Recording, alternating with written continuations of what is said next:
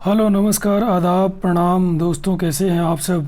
फिर एक बार मैं उपस्थित हूं आप सबके समक्ष आपके अपने यूट्यूब चैनल सीबीएसई क्लासेस भाई गोस्वामी ईश्वर चंद्र पर। हम फिर से एक बार आपका अभिनंदन करते हैं, साथ ही साथ सादर स्वागत करते हैं। पुनः मैं उपस्थित हूं आपके समक्ष लोकतांत्रिक राजनीति का एक चैप्टर लेकर के, जो क्लास 9th और आप कह सकते हैं 11th से भी है। और साथ ही साथ इसमें इतिहास के भी बहुत सारे क्वेश्चंस हैं, क्योंकि लोकतांत्रिक राजनीति में लोकतंत्र की शुरुआत दुनिया के देशों में कैसे हुई, कहाँ से आई, ये सारा इतिहास का भी विषय वस्तु है दोस्तों। इसलिए इसके साथ साथ हमारा इतिहास भी कवर होता है। अतः एक एक क्वेश्चंस को आप पूरे श्रद्धा से, निष्ठापूर्वक, पूरे डिवोशन और डेडिकेशन के साथ देखेंगे। बहुत ही इम्पोर्टेंट प्रश्नों का संकलन है। हर चैप्टर का सार लेकर के मैं आ रहा हूँ। चैप्टर का जो थीम है, जो जिस्ट है चैप्टर का, वो लेकर के मैं आ रहा हूँ। और एक गुजारिश और है, अब तक चैनल को आपने सब्सक्राइब नहीं किया है तो सब्सक्राइब ज़रूर कर लें। साथ ही साथ बेल आइकन को भी प्रेस करें ताकि ये नोटिफिकेशन सबसे पहले आप तक पहुँचे, क्योंकि हर चैप्टर से मैं 10-10, 20-20 प्रश्नों का, ऑब्जेक्टिव प्रश्नों का एक संकलन लेकर प्रतिदिन आऊँगा और आपको आपका रिवीजन कराते हुए, अगर पहले से आपने नहीं पढ़ा है तो एक नए नॉलेज के साथ, अगर पढ़ा है तो रिवीजन के साथ हम लोग आगे बढ़ेंगे। और निश्चित रूप से ये दावे के साथ मैं कह सकता हूँ कि अगर आप 6 से लेकर के 12 तक के सोशल साइंस के इन्हीं प्रश्नों का, चैप्टर वाइज प्रश्नों का, ऑब्जेक्टिव बहुवैकल्पिक प्रश्नों को आप देखते हैं, उनका सॉल्यूशन समझते हैं, एक्सप्लेनेशन समझते हैं, तो निश्चित रूप से इस परीक्षा में एक सीट आपकी होगी। तो चलिए शुरू करते हैं बिना देर किए हुए दोस्तों। पहला क्वेश्चन है, फ्रांस की क्रांति कब शुरू हुई। फ्रांस की क्रांति दोस्तों, ऐसे मैं इसके बारे में बता दूं ओरली, फ्रांस में जो क्रांतियां हुई ये पूरे दुनिया में लोकतंत्र के जनक के रूप में मानी जाती है।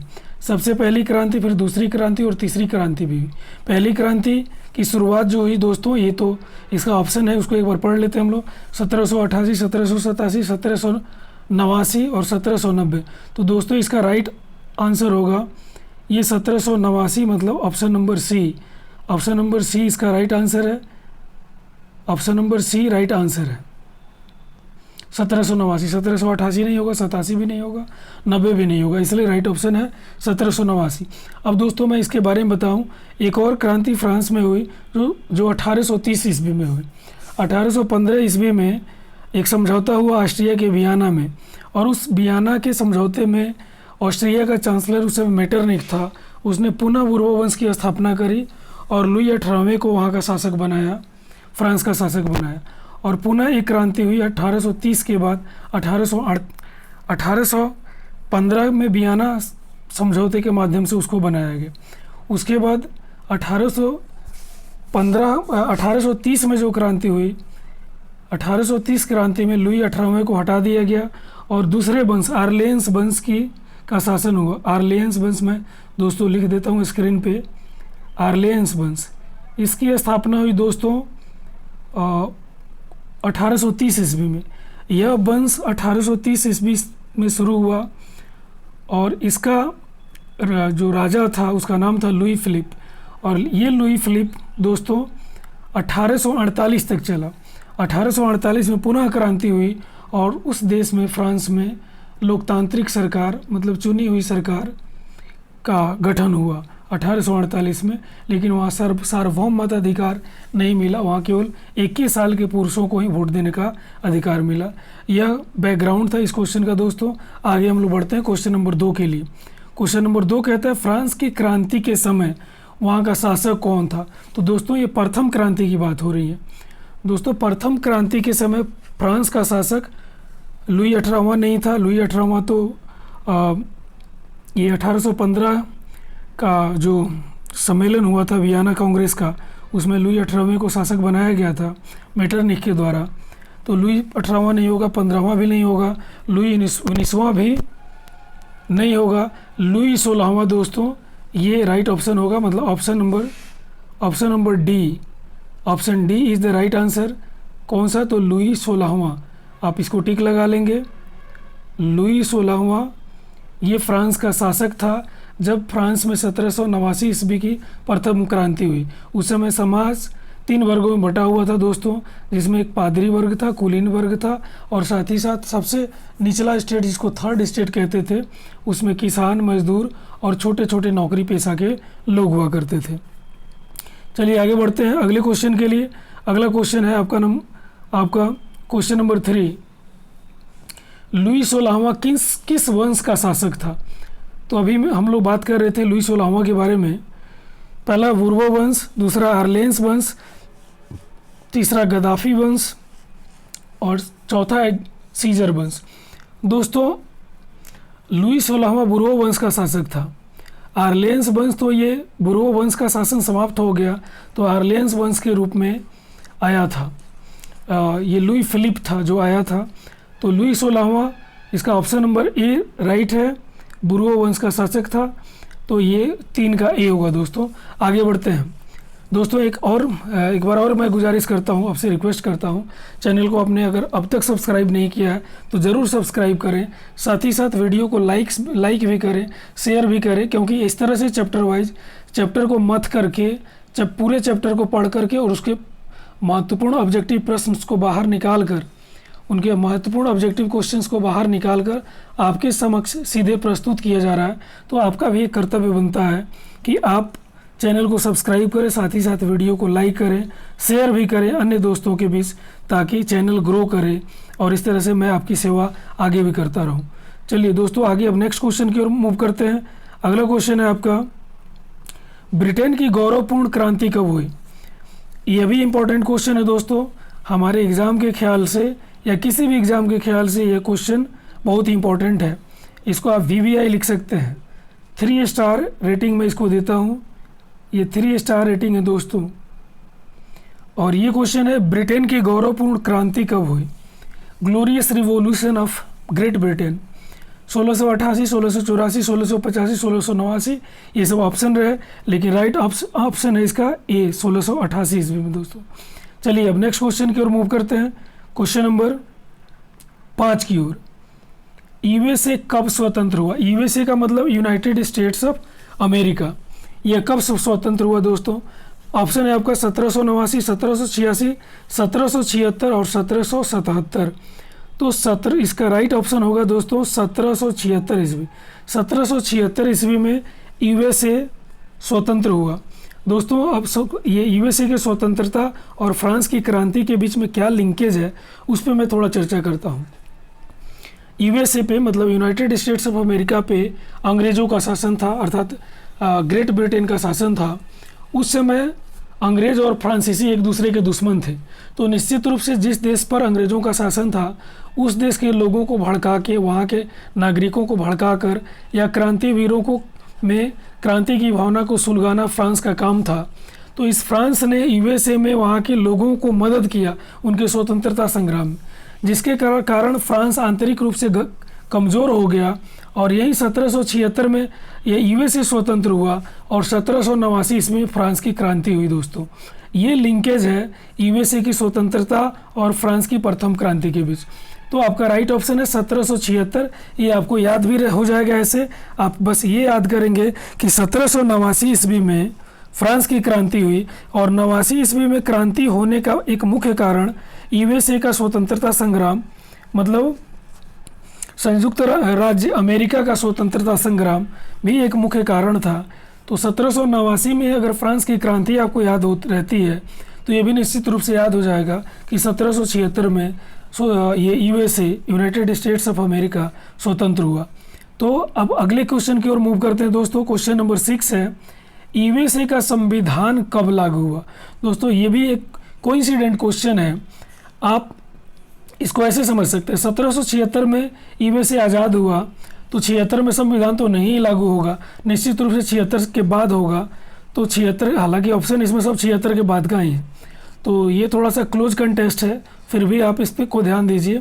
एक चीज़ और मैं आपको ध्यान में लाऊं कि 1789 ईस्वी में फ्रांस की क्रांति हुई और 1789 ईस्वी में ही संयुक्त राज्य अमेरिका का संविधान लागू हुआ।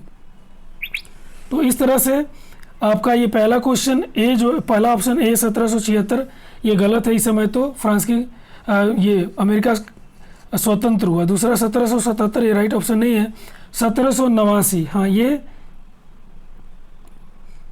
राइट ऑप्शन है दोस्तों।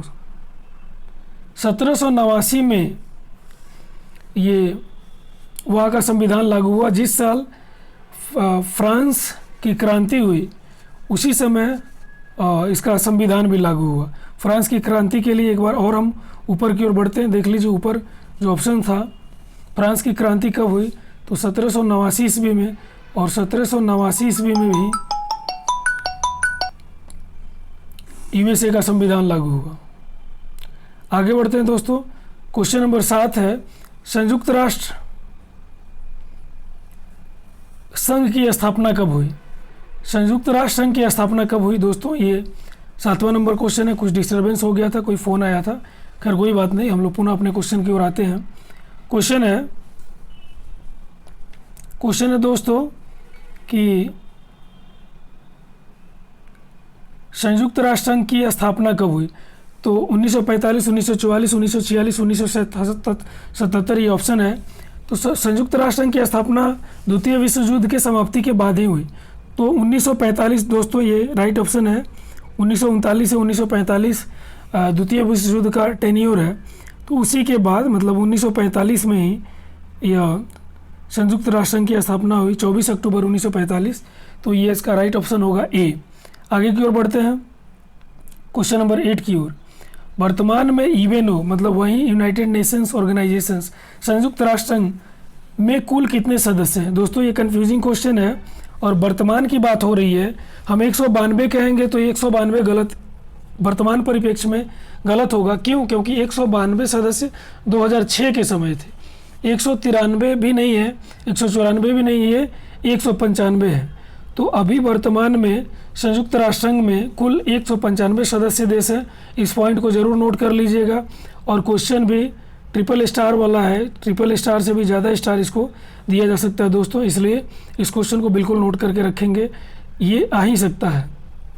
BBI क्वेश्चन है। आगे की ओर बढ़ते हैं क्वेश्चन नंबर 9 की ओर। संयुक्त राष्ट्र संघ के सुरक्षा परिषद में कुल कितने सदस्य हैं?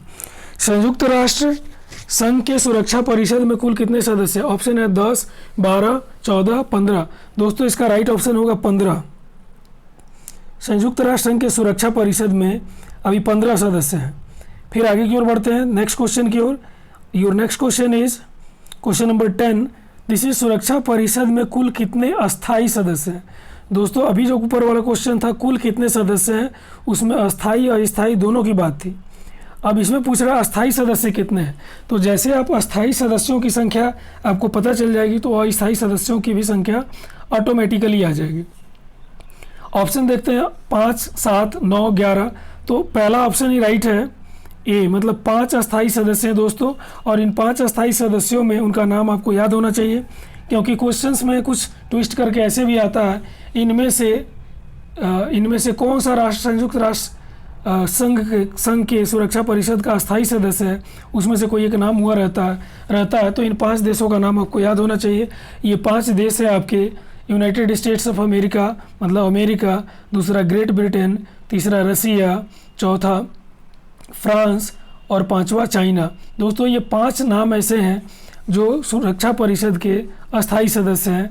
बाकी 10 अस्थायी सदस्यों का चुनाव होते रहता है और चुनाव के माध्यम से बाकी 10 अस्थायी सदस्य सुरक्षा परिषद के सदस्य बनते रहते हैं।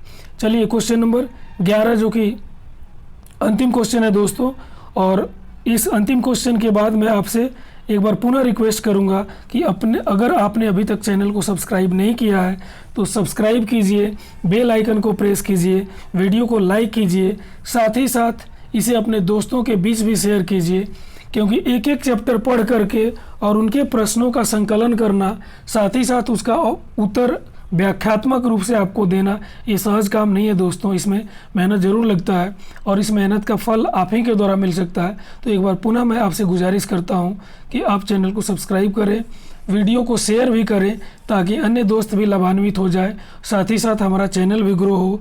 चलिए तो इसी उम्मीद के साथ, इसी आशा के साथ मैं 11वां क्वेश्चन आपके बीच रखता हूँ, और आपको पता है तो कमेंट बॉक्स में आके कमेंट करके आंसर भी देंगे। मुझे खुशी होगी कि आपकी संलिप्तता, आपकी भागीदारिता इसमें सजग रूप से थी। दोस्तों तो 11वां क्वेश्चन, अस्थायी सदस्यों का चुनाव कितने वर्षों के लिए होता है? बहुत ही इंपॉर्टेंट क्वेश्चन है दोस्तों, इसको मैं VVI लिख देता हूँ।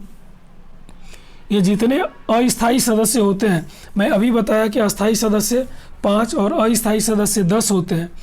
अस्थायी सदस्यों का चुनाव नहीं होता है दोस्तों, अस्थायी सदस्यों को वीटो पावर होता है। वीटो पावर का मतलब हो गया कि अगर किसी मुद्दे पे अगर इन 5 देशों में से कोई एक ना कह देता है तो वो ना ही माना जाएगा, कि कोई किसी के हाँ कहने से कोई फ़र्क नहीं पड़ता है। तो वीटो पावर का मतलब ये होता है दोस्तों। कई बार वीटो पावर का इस्तेमाल करते हुए चाइना ने मसूद अजहर को, जो पाकिस्तानी आतंकवादी है, भारत के लिए उसने बहुत बड़े, भारत के लिए के साथ बहुत बड़ा उसने गलत काम किया। कई बार अपने देश पर आतंकवादी हमले करवाए और उस मसूद अजहर को अपने वीटो पावर का इस्तेमाल करके चाइना ने कई बार बचाया है। यह एक महत्वपूर्ण उदाहरण दोस्तों। तो अभी मैं अस्थायी सदस्यों की बात कर रहा था। ये अस्थायी सदस्य, अस्थायी सदस्यों की संख्या 10 है और इनका चुनाव, जो ऑप्शन है देख लेते एक बार, 5 वर्ष, 3 वर्ष, 2 वर्ष और 4 वर्ष। तो इसमें से सी ऑप्शन सही है दोस्तों। 2 वर्षों के लिए इनका चुनाव होता है और हर 2 वर्षों बाद संयुक्त राष्ट्र संघ के महासभा के द्वारा इन 10 अस्थायी सदस्यों का चुनाव होता है। तो इस तरह से हमारा इस 11 प्रश्नों का संकलन दोस्तों समाप्त हुआ। मैं फिर एक बार आपसे गुजारिश करता हूँ, उम्मीद करता हूँ, रिक्वेस्ट करता हूँ, प्रार्थना करता हूँ कि आप चैनल को सब्सक्राइब करेंगे, साथ ही साथ वीडियो को लाइक करेंगे, शेयर करेंगे, ताकि इन सभी प्रश्नों को दूसरे दोस्त भी जान सके और हमारा चैनल भी ग्रो करे। बहुत बहुत धन्यवाद। एक बार पुनः आप सबका सादर अभिनंदन, सादर नमस्कार।